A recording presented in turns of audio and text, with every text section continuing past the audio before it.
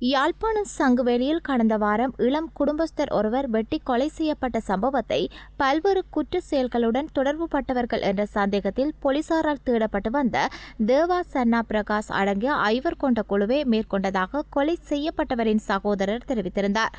இந்த கொலை சம்பவத்துடனான குற்றவாளிகளை கண்டுபிடிப்பதற்கு விசேட போலீஸ் குழு ஒன்று உருவாக்கப்பட்டு அதனூடாக விசாரணைகள் ஆரம்பிக்கப்பட்டிருந்தன. இதனையடுத்து கொலை செய்ததாக சந்தேகிக்கப்படும் 5 கொண்ட குழுவின் அங்கத்தவர் ஒருவரை கைது செய்துள்ளதாகவும் சிரேஷ்ட போலீஸ் அத்தியட்சகர் தெரிவித்துள்ளார். 4-5 தினங்களுக்கு முன்னம் மானிப்பாயில் ஒரு கொலை நடைபெற்றது. அந்த கொலை சம்பந்தமாக நேற்று முன்னாள் எல்லாம் ஒரு பதட்டமாக எல்லாமே காணப்பட்டது. அதன் பிரகாரம் நான் இங்கே வந்து பிரஜைகள் குழுவாக்களை கூப்பிட்டு ஒரு கூட்டம் ஒன்று வைத்து மானிப்பாய் போலீஸ் நிலையத்திலே அதிலே பொதுமக்கள் ஊர் பிரமுகர்கள் வந்திருந்தார்கள். அத்துடன் நாங்கள் அவருடன் கலந்தாலோசித்து இது சம்பந்தமாக நாங்கள் ஏற்கனவே தொடர்புடைய ஒரு கொலையாளியை கைது செய்துள்ளோம். இன்னும் 3 கொலையாளிகளை கைது செய்வதற்கு நடவடிக்கை எடுத்துள்ளோம். அவர்களை கைது செய்வதற்கான ஒத்துழைப்பை தான் நாங்கள் இந்த பிரஜைகள் குழுவிடம் கேட்டிருந்தோம்.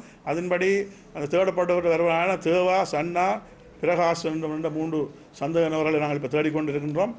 அத்துடன் பொதுமக்கள் இது சம்பந்தமாக குழப்பமடைய தேவையில்லை.